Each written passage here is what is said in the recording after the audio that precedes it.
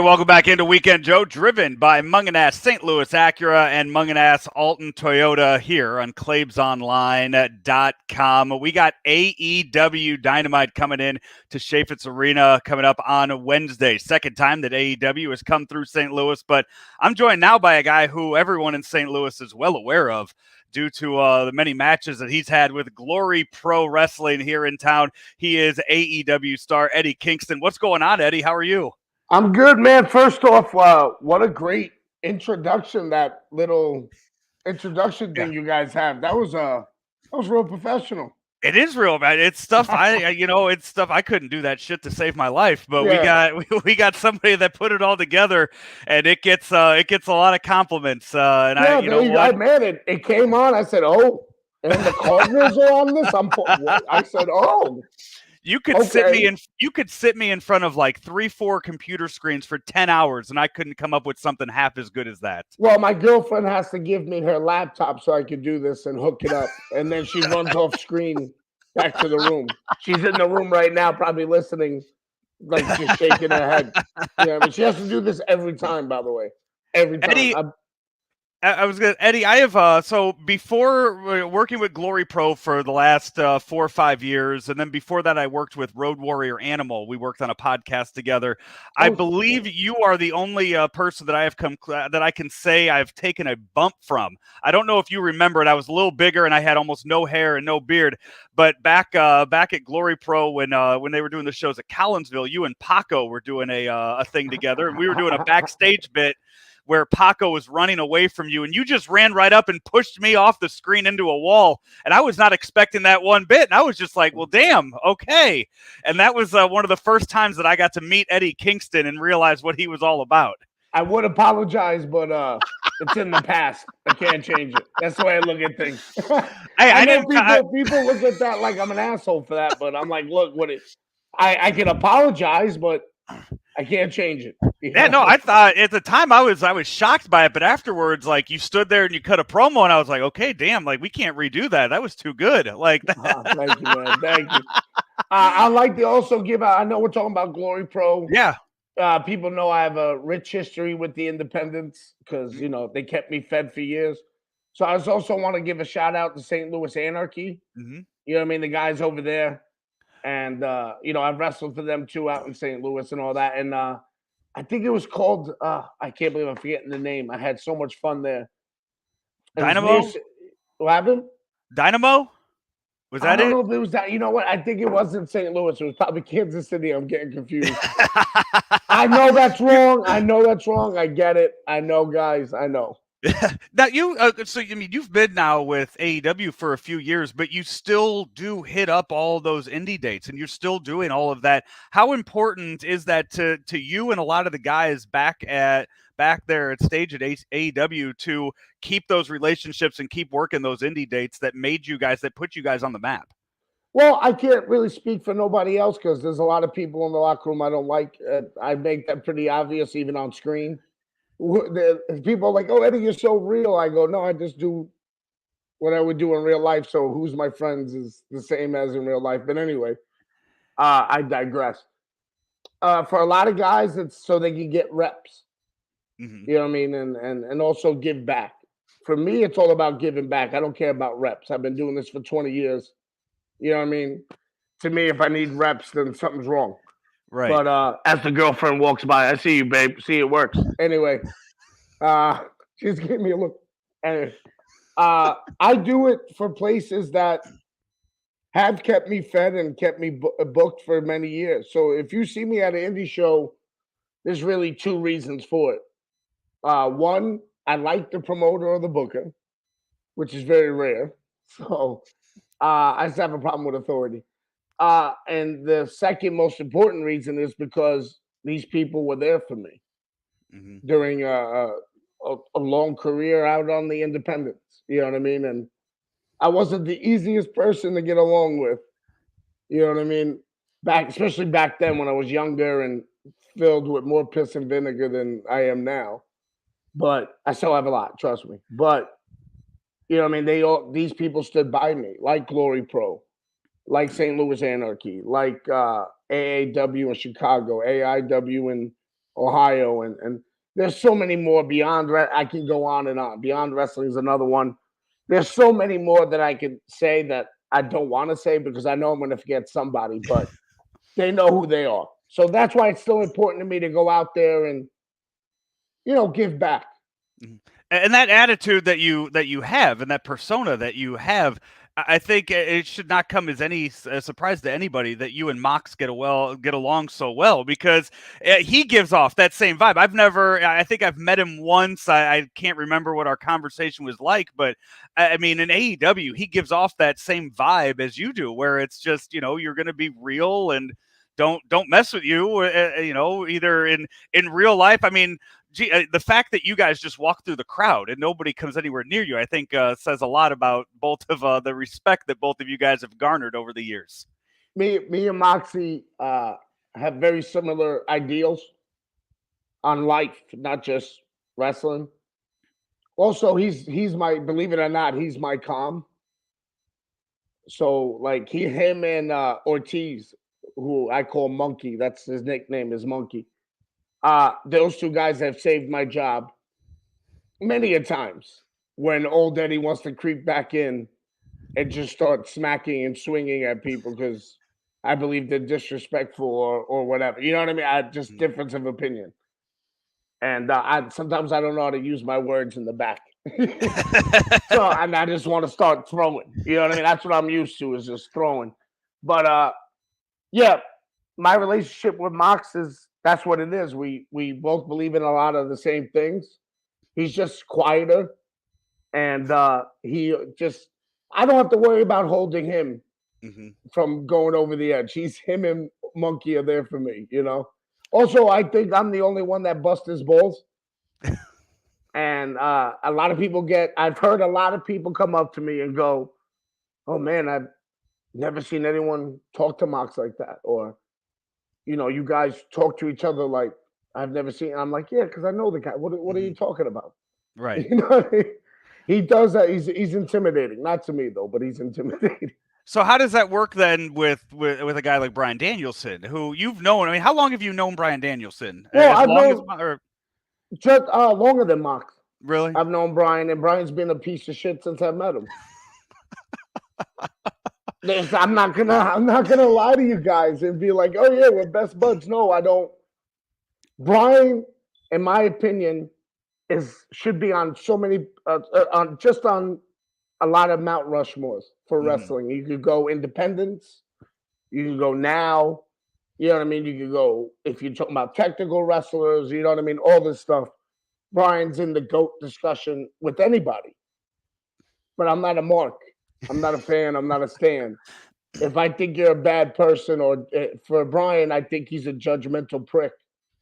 He judges people. So I don't like Bryan. There you go. There it is. Now that you guys are all kind of aligned, you're all working together against Jericho and his new Appreciation Society. Yeah. You have Regal now involved in that too. Did you know him? Did you have any interaction with him before? I'm trying to think when your paths might have crossed along the ways before AEW. I tell you right now, Mr. Regal, when he was working for WWE, kept his eye on the independents. I believe that was his job. I don't know. Don't quote me on that. But he knew of me, and he was a supporter, believe it or not. He was another guy that was like, Eddie, just lose a little weight. Eddie, don't curse out every promoter because, you don't like them or something. And I'm just sitting there like, well, they didn't pay me the money that they said, all that stuff. But he was there. I also ran into him when I had a tryout years ago. And he was just very good to me. So I remember stuff like that. You know what I mean? So, yeah, when it comes to the whole, what are they, Blackpool Combat Club? I don't even really, whatever it is, right? I love Mox. That's my road dog. That's the dude I ride or die with forever. Mr. Regal, I respect. You as a youngin' who I like. And then there's Bryan. I'm not mad that, again, Mox can have other friends. It doesn't bother me. It doesn't mean I have to like them or hang out with them. So when you're, you're working with all these guys, and you're talking about the history with Regal, was there ever a moment where you thought you were going to come close to signing with the other company? This, years ago, whenever that might have been. Uh, they never gave me any inkling that they wanted me. So Hmm. I never really thought I was ever going to go there or even get a look at.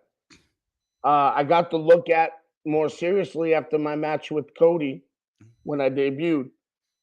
And yeah, there was consideration. You know what I mean? There was definitely consideration. But no, my mom was a big factor. Me and her talked about it. I had both, I had a chance to pick and choose. I got lucky which place I wanted to go. And my mom was just like, look, you ain't gonna be happy at WWE. That was her feeling, and she's an outsider, so she don't know any of the ins and outs or any of the rumors or any of the clickbait stuff. So just for her saying that made me go, okay, yeah, definitely AEW, and it was the best choice of my life. When you made your debut against Cody, one of the things that I think jumped out at a lot of wrestling fans was your work on the microphone, which if anybody had ever seen you on the indies, they should know that you know how to talk. When is Yeah. the last time you got in trouble for something you said on a microphone? Huh. I've been pretty good lately. I've been pretty good. Probably my for debut. For my debut, there's a little inside baseball story here. I went out there. I started talking, shit to Cody and to Arn, and I called him Cody Rhodes. And at the time, they didn't have the Rhodes name. So my first day at the job, Tony Khan runs out and goes, "Hey, we got to redo it." But before he runs out, now I'm full Eddie Kingston mode. Now I'm turned up 1,000. You know what I mean? And I feel someone tap me, and I turn over and I go, "What the fuck do you want?" And I go, "Oh, hey, Tony." So yeah, I mean that was probably the last time I had to be stopped or said, "Hey, don't say that." You know what I mean? They usually give me the guidelines before I start. Just what Now, not to say, yeah, certain yeah, words, yeah, I stuff like don't. You know that. what I mean? Okay, With yeah. most people, they go, "Hey, make sure that you say this, and this." For me, they go, "Hey, make sure you don't say this, or this." Yeah, and I'm like, "Oh, okay, okay." So when it comes to the guys in AEW that when they have a microphone in their hand, you pay attention.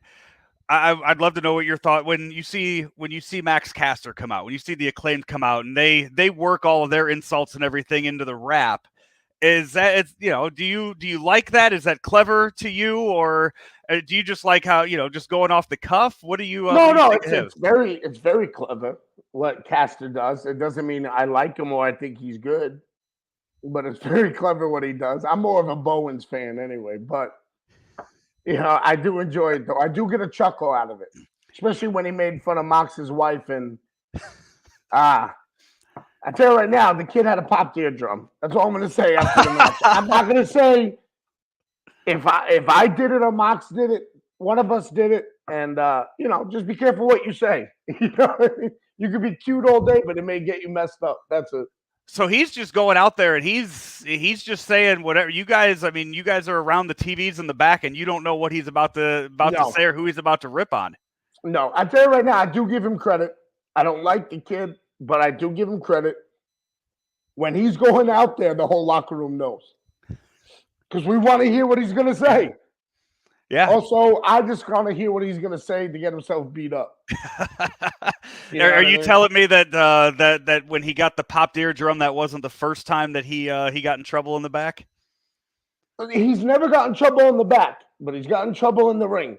Oh, If you'll see some certain shots being thrown that you go, oh, okay, I that gotta was go for back and what he watch. said there. I Yeah, gotta go back and watch that match now. yeah. I give him credit for being a tough kid, though. Yeah. He's a tough kid. Not good. Not saying not good. You have to be good to be part of AEW. You know what I mean? I just don't like him. What flavor bang is that you're drinking right now? Star Blast. Okay, you turned me on to the Rainbow Unicorn. You got me Yeah, I a used to little call hooked it on. Kiss Unicorn because I didn't know it was called Rainbow for a while. So I was like, yeah. Someone asked me what it was, and instead of me just Reading the label, I went, yeah, piss unicorn, and I walked by the guy. There, you get yourself a deal with Bang and promote the hell out of it that way. Get a marketing deal. Not me, man. Whatever AEW tells me to market. If AEW, I'm trying. Yeah, I got a job. I got a job. You know what I mean? If AEW tells me we're gonna market something else, not a Bang, I'll be like, yeah, sure, man. Give me it. I don't. Let me. You know. The last pay-per-view you guys had that Anarchy in the arena match, and I gotta say, you came out with a thing of gasoline and poured it. I mean, and now today in 2022, that might have been one of the most expensive stunts that's been pulled in wrestling history. It was about a good, it was a lot of money. Yeah. That I wasted. Well, not really wasted if I got my chance, but yeah, it was a lot of money. Yeah, I mean, we've seen promotions destroy cars and stuff like that. I mean, you're going out there dumping gasoline all over the ring. Yeah. I had to kind of apologize to Tony Khan a little bit. I don't like apologizing, but I kind of do it in a, roundabout way. I had to apologize to him for wasting that much gas. And now we're not going to see it. It's Blood and Guts isn't for another couple weeks. We're not going to see it here in St. Louis on Wednesday. But given, we've talked about the guys that you run with. We've talked about just, with having Regal there in your corner. When you are getting ready for a match like Blood and Guts, is that something that excites Eddie Kingston, getting into a cage and getting into a situation like that? Yeah, of course. I like to fight. I like to wrestle, and I like to fight. But I just haven't been able to wrestle because I'd rather punch Chris Jericho and everyone else in the face. I don't want to grapple with them or suplex them. Just want to punch them, gouge their eye, break their nose, maybe grab the Adam's apple, all the dirty stuff that you learn in the street. You know what I mean? Grab their crotch, all that stuff. I'd rather do that. And like you said, I believe Blood and Guts is, like you said, is a couple weeks away. But in St. Louis, we have Chris Jericho versus Ortiz, hair versus hair. I was going to say, are you going to have Jericho's hair to pull onto at that Blood and Guts match, or is it going to be completely gone? I hope not. I hope it's gone. Like, me and Ortiz talked about this, and Santana. And we were all sitting there, and Santana and Ortiz know Jericho better than I do. So I'm just about scarring the guy. You know what I mean? I just want to scar him a little bit. So like when he looks in the mirror and he sees something on his face or on his body that's scarred, he can go, oh, that was Eddie Kingston. You know what I mean? They just want to embarrass him. Bad. You know what I mean? Like when I talk to them, they want to, and Santana was the one that was like, yo, he loves his hair. And we were talking and on the phone, and Ortiz was like, yeah, oh, okay. And then we just talked and we came up with the idea of how to mess with Chris. And now we got the match. And now Ortiz I'm confident in my man. I'm confident in my dude Monkey's going to take it and, shave him bald.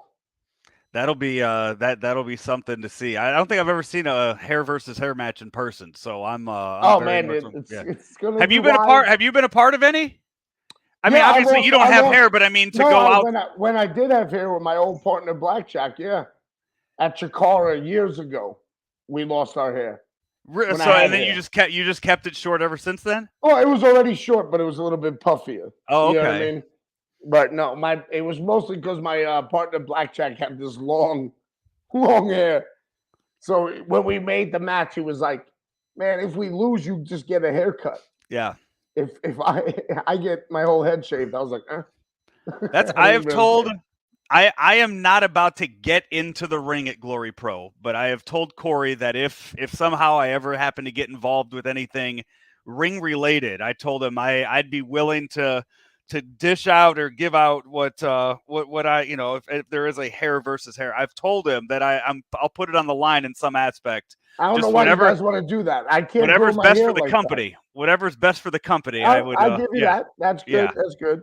Yeah, St. Louis too. Like you said, you haven't seen the hair versus hair in person, but St. Louis has a rich history of professional wrestling, and I know there's probably been a couple hair versus hair matches. And you know, you had Bruiser Brody out there in St. Louis for years. Like that guy's inspired so many of us. You know what I mean? And you had I believe St. Louis was like an NWA stronghold. Like The wrestling at the NWA Chase. Yeah. yeah, wrestling at the Chase. Yeah. So like that's another thing I love about AEW is that I get to travel to all these places that has such, and I like the history of pro wrestling. I just like it. Just being able to be in different places and know and learn the history of who wrestled there. Like for instance, when I wrestled for Glory Pro, I forgot the name of the place. The South Broadway Athletic Club. Yes, I found out Brody and everybody used to wrestle there. Yeah, all their pictures are up there on the back wall. Yeah. So like I feel like they're I know it's weird, but I feel like their ghosts are there. You know what I mean? Like their spirits are there. So, and I feel the same way anytime we go to any city or town that has a rich wrestling history, you know? Yeah. No, those guys probably had to climb up those same tiny little stairs and go up and Yep. I can only imagine Big Brody doing that or Flair doing that. Like I can Like, I mean, I walk up those and I'm not a big guy, but I walk up those and I'm like, damn, this thing's about to break. And then very small. you get someone like Jake something that's walking up like, I don't know how that thing doesn't just snap on him. Yep. It's unreal. Well, hey man, I am looking forward to seeing you and seeing you and the rest of the Blackpool Combat Club that you're associated with now, that you're fighting with. Yes, that you are fighting with. Me, I'm by myself. I'm in no group. I have my friends. That's it. You know what I mean? P&P are my friends. Penta is my friend. Mox is my boy. After that, it gets very blurry. And Danielson is what did you call? He's smug. What were the words? Smug, judgmental prick. Okay, those were your words on I don't know. Bryan Danielson. All right. Yeah, put that on his headstone. I don't care. Eddie, man, thank you so much for the time, and we will see you here in St. Louis on Wednesday. No, thank you guys, man. I'm looking forward to it. You know, St. Louis has always been good to me, so I love it there.